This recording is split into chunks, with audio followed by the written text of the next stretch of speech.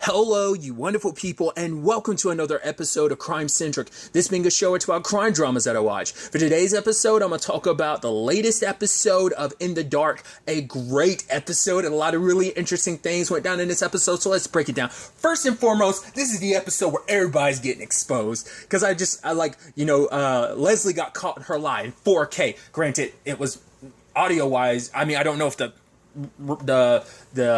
doorbell thing, like the kind of essential ring thing that she has, I don't know if that captures video in 4K, and mainly it was Murphy caught on the camera, but still, it's like she got exposed, Sarah got exposed. Let's break down all the lies. I think that's so fast. The fact is Leslie's trying to have like a dinner and stuff like that, and she sees how worried Felix is about the whole Murphy thing, and it's like the longer and longer she's lying about it, the worse it is. And she's like, it's like, oh yeah, like there's a party, but I can't necessarily have one. It's like the fact is she's even thinking about that, but Max is like, no, let's have a party, all three of us. For Felix, it's like Murphy's still out there, she's potentially living on the street, because he blames himself because I left her alone. It's like, yeah, she might have hurt my feelings or whatever, but so what? Like, she's my friend. I shouldn't have done that to her. But then, like, when he went outside, I was like, Felix caught the detail I thought he would. I was like, you're going to notice there's going to be paw prints and boot prints, and you're going to be like, oh, Murphy was here. And he's like, yeah, Murphy was here or something. It's like, oh, no, maybe though. It's like, he's like, yeah, but I shoveled. That means that was like, but I shoveled, like, while Murphy was gone. So it's like, those shouldn't be there. She's like, yeah, you must have missed some or whatever. And he's like, okay, this is suspicious. He looks through her phone at the recording, and he caught it, the conversation, and he exposes Leslie in front of Max too. Max is like, wait, you what? She's like, I was doing this all for your sake, but it's like, the fact is, what Murphy's mixed up in. It's like, yeah, that's exactly why, because you are dedicating so much time to her. Like, I didn't want you both to, and it's like, because it's like, right, you're like getting so worried about a woman you haven't even kissed. He's like, yes, I have. Like, we actually done a lot more. He's like, sorry, bro, but like Max is like, Felix has a penis, so I guess I shouldn't be too surprised in that regard. But also, like, Leslie's kind of worried because I was like, oh, so you do care, like, oh, because she has her insecurities about like Max and Murphy. It's like, that's a super complicated thing that you've kind of got mixed up in.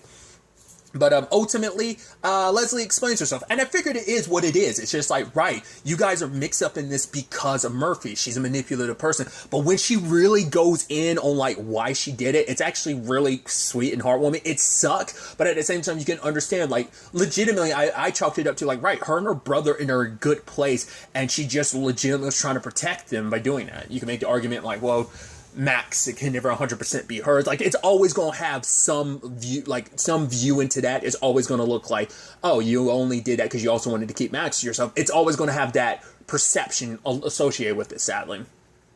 But when she explains it, basically, it's like, right, my brother, like, our mom treated my brother horribly, and it's like, he never got the words, I love you. Because even their dad, it's like, the only thing him and their dad bonded over was those newspaper things. So, like, he never really got that love from the family. And so he started looking for it in other places. He gave him a bit of a complex. And so, like, anytime anyone shows him even the slightest bit of attention, he will, like, bend over backwards for him. It's like, all these girls, all I have to do is flirt with him, and they'll get something. Like, get him to write their papers or do stuff for him. It's like, he'd be up 3 o'clock in the morning working on stuff for them just because they gave him a little attention.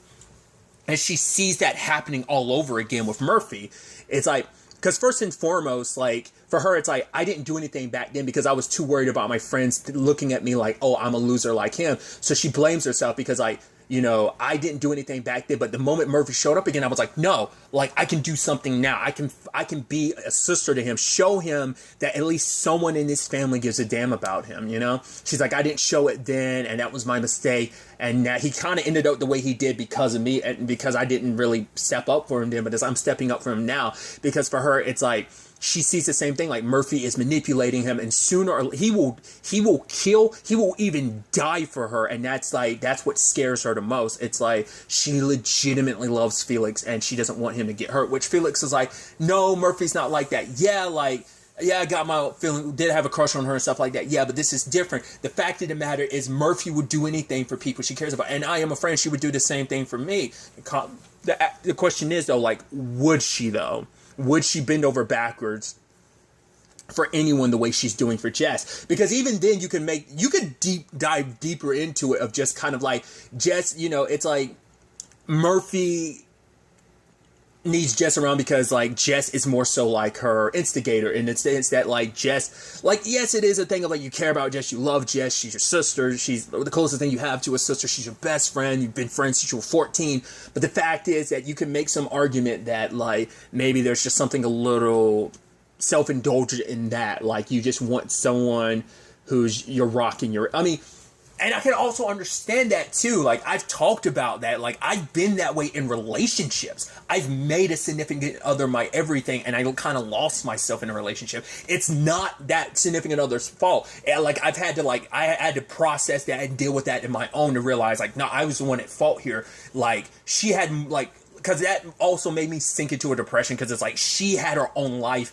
and I didn't, and like all I had was her, and like I let so much of my own life fall to the wayside. I wouldn't go out as much. I just, because I've never been like the very like active person, but it just made me feel like she was my world, and it's like without her in it, like that's what Jess is to her. So like she has blinders on to everything and everyone else in the world because all I have is Jess. All I need is Jess. But once again, like it's a very like it's a very codependent relationship that, and it works both ways. Like even Jess realizes like, yeah, like she's even realized, she's brought that up in the past of like, she needs Murphy just like Murphy needs her. Like there's a sickness in that codependency that they have. And that in itself is the core problem. But we can all admit Murphy does manipulate people. And that's the sad thing of like, maybe there's just something inside of her. Just like, I mean, when you actually break down and look at it, you're like, man, everyone in his core group is jacked up in their own way. Felix has got his issues. Max has got his own issues. Like we've talked about like his mom issues, like that's come up this season. So it's like there's stuff in that regard. Murphy has the complicated thing of like, right, because it's also like Jess was the first friend. Like that was the last face she saw before she went blind.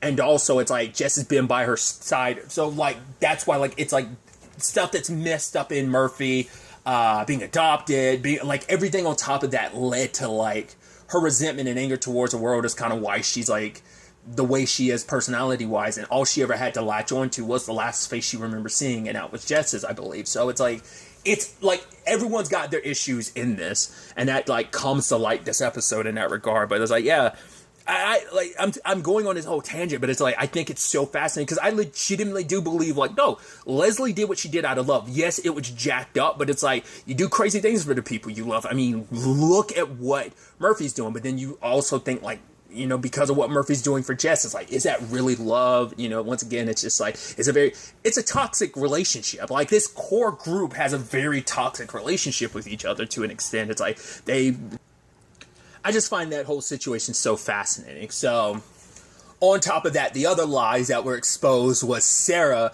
Like, it's like, cool, we can't find Murphy. Oh, you know who might be helping her? Darnell. Let's look into that. It's like, well, Sarah had been able to get in contact with Darnell. He's screening my calls. Then they're like, oh, like we got this bank camera footage. I was like, oh god, this isn't good. This isn't good. I was like, please tell me it's like the wrong angle or something. It's like, nope, perfect angle. I was like, oh man, there's Trey and Murphy. It's like, cool, let's go. It's like, no, let's keep looking. Wait, Sarah. All right, she tries to explain herself. She puts our cards on the table. They blackmail me. I was held hostage. Like, oh yeah, you look like you're held hostage. And it's like, you had both our biggest suspects in your grasp and you let them go. And later on, she's like, right, I got blackmailed. And that's also like when Gene comes back later on, he's like, right, so I need to like, you know, give you a couple days because I don't know what to do in this situation, but I got to give it a couple days for Internal Affairs to do their investigation. She's like, I'm sorry, but she's like, this badge meant the world to me. It's like, but he's like, that's the problem. He ends up comparing her to Keith. And she's like, really? You're going to compare me to him? It's like, yes, because Keith did what he did to keep his position and stuff like that. You did the same thing. You let some criminals go because you were so worried about protecting your career rather than doing the right thing, you know, which, you know, Gene has a point. But then Sarah threw out the whole, oh, like, you know, we could always throw out the whole, like, you drinking and kissing an employee. And he was like, I already apologized for that. The fact that she was willing to slide that out there is kind of like, yeah, and it's so sad considering, like, because I thought, if anything, like, before even the Darnell and Sarah thing, I thought it was going to be a Sarah and Gene thing. Like, I thought that was for sure considering, like, you know, they bonded and everything beforehand. But even he was like, right, it's kind of like that wonky thing of, like, right, you're my superior. Like, I mean, he's her superior. It's going to look a little ways. Like, so it's like, I'm sorry about that. That was kind of, you know, he did apologize and everything. He shouldn't have done that, but but it is like a thing of like, that's probably going to rear its ugly head again. Like, you know, because like Jean's like, I'm weeding out corruption. She's like, corruption. It's like, she's not a bad person. She made a mistake. And truth be told is, the sad thing is, literally where Murphy is. Granted, Murphy's situation has spiraled out so much more. Sarah just ended up being a part of that story in her own right. But I think that's so fascinating, you know. So it's going to really be interesting to ultimately see where that goes. I think Sarah's, you know, to ensure that her career is kind of safe, she probably will throw Jean under the bus. Or maybe this might send... I mean, because that's also, like, you know, Darnell's going to feel bad because she had literally just got her badge. But, I mean, she helped take down, like, Keith and everything. Like, she helped Gene along the way. And so for things to kind of be where they are now, it really sucks. But I'm curious to see, like, you know, because Darnell's going to feel bad because he's the reason why she lost her badge. Granted, that was Trey. Murphy, he wasn't mixed up in that, but he kind of created this situation by putting her in that awkward situation with him listening in and finding out about Trey and bouncing, you know. So we'll see how this plays out. I mean, she might go full-blown corruptive, like, right, if I don't have my badge anymore, I'm going to go the criminal side of things. Who knows? It's going to be interesting. But obviously the main crux of this episode is... Murphy visiting Susanna. It turns out, like, yeah, she broke the bracelet. She's bringing up the true story. It's like, right. Like, she legitimately does believe that Jennifer went off somewhere and killed herself because she was like, Jennifer was always kind of very like that. Like, oh, she was a habitual liar. Like, the fact of the matter is she needed a lot of attention. Like, you know, issues at home probably and stuff like that. But at the core of it, it's like, right, she kept bragging on and on about, like, a guy that she was going to run away with. And I was like, and she didn't, like, believe her because she's like, right, she just talked about an older guy. And then, like, it's like, yes. And then the conversation about a Rubik's Cube came up. And then Murphy thought about the uncle. I was like, dude. I was like, so this is what I thought it was. Because I'd thrown that out there as an earlier theory, like, maybe something was going on there between Jennifer and her uncle. Because I think it's her uncle by marriage. Like, he married her aunt, I believe, is what... what's going on in that regard. I don't. She might be her uncle by blood, but I'm pretty sure that's like her uncle by marriage. Doesn't make it any better. Doesn't make it any less creepy. But like the fact is, I thrown that out earlier. Like I think that's what this was about. And so, because even then, what I thought was so fascinating is because in Murphy's head, she's still keeping up that thing when she's talking to Jess about, like, oh, yeah, like, it makes sense, like, your theory. But it's like, once again, it's like, it's been 10 years. Like, would he, I mean, he is, like, it could possibly be like, yeah, I guess maybe the argument could be, maybe he does see Jennifer and would not recognize her 10 years later and would mistake Jess. It's like the same argument for the brother, I feel like, would apply to the uncle in this regard, but Jess inside her head doesn't fight it because I think it's just like her subconscious being like, no, I'm right on the money this time. I know it. So this time, like, she's like trying to flirt with the uncle, trying to like take him out on a date so she can get access to like the place eventually. So, you know, I think she's pulling a little bit of a situation she did with Dean. I think she's doing that.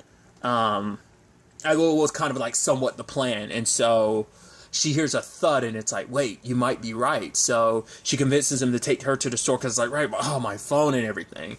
I left it there. But then like hearing the keys jingle, she took this as an opportunity, grabbed the keys and bounced. And the lady that actually took her back to his house, most recently saw her she's in Chapelwaite, interestingly enough. She played, what was her character's name? Like, was it Rose? She was,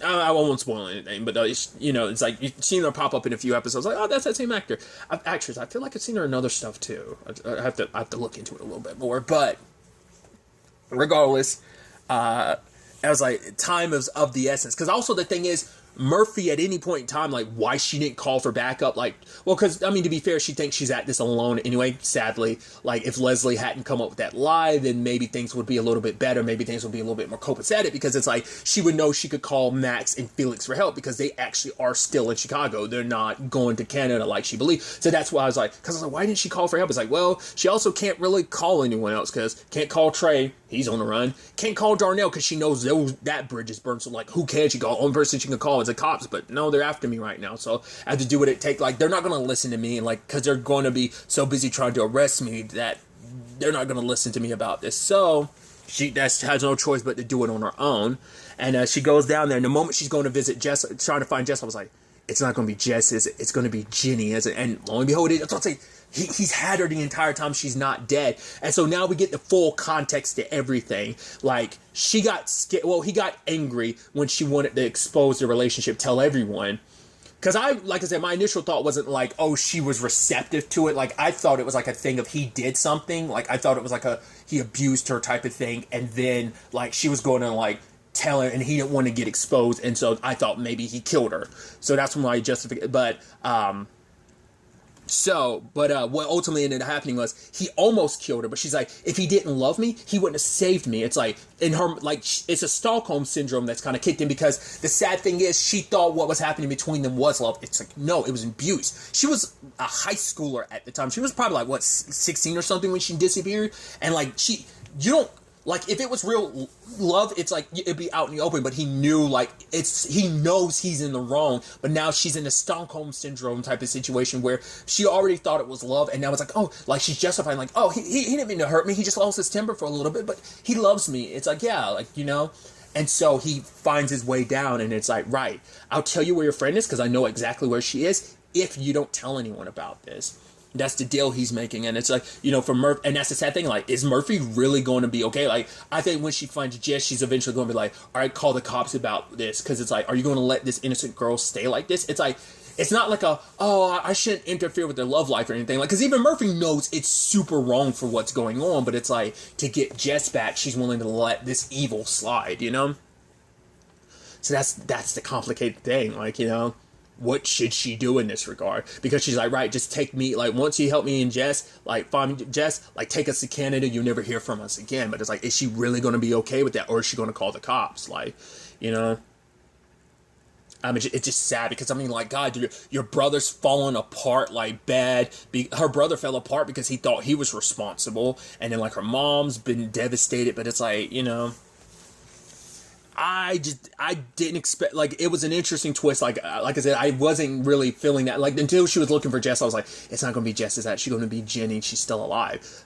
So, like, it wasn't, but I didn't even think about it until, like, moments, like, before, like, Murphy got into the room. It's not like I was like, oh, I figured this out at the beginning. It was like, no, it wasn't until moments before Murphy went down the stairs calling Jess's name that I was like, it's going to end up being Jennifer in there. But, yeah, because the reason why this all got sparked is because he went to the hospital initially because, like, he's a cardiologist, so he heard about, like, oh, like, just someone with Jennifer's stuff, because he wanted to know, like, how she got her identity and all this information. But by the time he went to go check on her, because first time she was already too sedated, when he came back, she was already gone.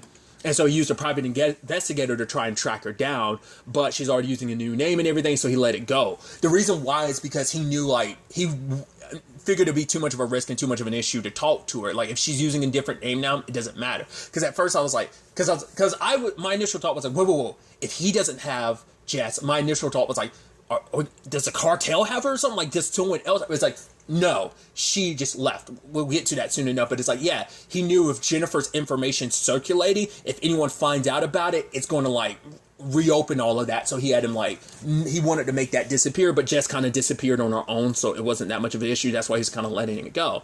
And so, jumping around a little bit, but getting to the very end of the episode, Murphy comes in, and it's like, Jess is working in a pet store, and lo and behold, look at the expression on Jess's face. She's like, she sighs. It's like, wait, no. You don't get to just sigh after everything. Like, Murphy's been freaking scared for you. And that's the sad thing. Like, it's interesting, like, how it comes, like, plays out like that, because, like, Felix is willing to do it. Like, a lot of people are willing to do anything for Murphy, but there's become limits on it. And now Murphy has sacrificed everything to find Jess. She's bent over backwards to find Jess, and it's like, here you are living a new life, not contacting any of us, letting us know you're okay. You know, it's like, they did so much for your sake. Like, you don't even, I don't know if Darnell and Jess even talked.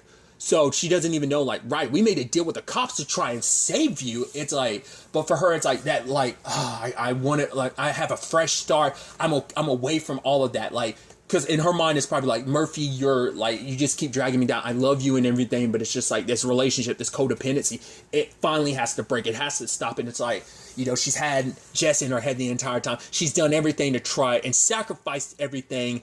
And here you are, fine. It's like, I can say it. that's super fucked up, Jess. Like, I get it, but at the same time, that's super effed up because it's not just Murphy, like, Max, Felix. It's like, you claim to care about us, but you made us all worried. Like, they were accepting the fact is you were dead, and you were gonna let them continue thinking that. Like, that's super effed up. I get it, you wanted your fresh start and everything, but you doing that was a dick move. Once again, I can understand, still doesn't make it less of a dick move. So once again, it's like, yes, she might not, I mean, not unless she has some idea of everything that's going down. Makes her even bigger of a dick if she does know what's going down and she did this regardless. So there's that. At the same time, Gene and Josh are closing in on Murphy because the cartel guy, his body was found, the gun was registered to Leslie, but the fact is it could have, like, they can't really do anything towards Leslie, but it does show, like, you know, Trey was there, so it's most likely the rest of the squad's there, including Murphy. We gotta roll up with a warrant and everything, go in there. Max and Felix are there, but it's like, right, it's like they had a deal and everything with us, but then Leslie goes lawyer mode. It's like, I don't see any written deal. The fact is, oh, you mean the deal where you left their friend in a burning building type of situation? And it's just like, they knew they were wrong for that, but it's like, so all that being said and done, it's like, you know, she's like, you have nothing against, like, everything they have is against Murphy, nothing against Felix or Max. So it's like, yeah, kind of get out of here because Murphy's not here and they search and she's not there. But Josh is like, I'm going to do whatever it takes until she spends the rest of her life in jail. And Felix protects her by being like, okay, arrest me. I did it. I'm the one that killed Nia. And it's like, and he's like taking the fall for himself. And Leslie's like, don't do that. Shut up, Felix. But it's like, he's willing to sacrifice himself for her again. And it's like, will Murphy appreciate what he's doing for her? Because Max knows what it's like to kind of go down for Murphy. So it's like, yeah, it's just, the fact is that so many people will bend over backwards and go so far above and beyond for Murphy. I mean, at the end of this, Murphy's not going to have anyone. Like, every bridge is burnt. Darnell, Trey, Max is a complicated situation. Felix is a complicated. This Jess thing is about to blow up and turn into a nasty situation. I'm sure, like, it's not going to be copacetic. Like, everything and everyone's in a very, very bad way right now. Yeah, this is a crazy place to be in, like, the second to last episode of the season. But also because, like, Felix has extra reason why not to let Murphy take the fall for anything. Because he knows, like, oh, I screwed things up with Sam. If Murphy goes to jail, Sam will kill her. So I can't let her go to jail. So he has even extra motive to take. But it's like, yeah, it's beyond, like, are you really, like, the fact is that he's willing to make this sacrifice for her. And it's like, the sad thing is, I honestly can't say I know for sure that Murphy would do that. For Jess, sure. For Felix, I don't know. And that's the problem. But ultimately, they went back to the security footage and shows that Nia and Vincent were holding them hostage when, Nia went back in the other room, but they were being held hostage while she was dead, shot and killed. So they know that the sad thing is she's not even the one that pulled the trigger. I mean, she's taking the fall for it because at no point did she throw Jess under the bus, but Jess is the one who actually pulled the trigger. Yes, it was self-defense, but obviously none of that matters now that they've kind of done all they've done, all the crimes they're associated with, like trafficking, heroin and money laundering, and also like covering up a murder.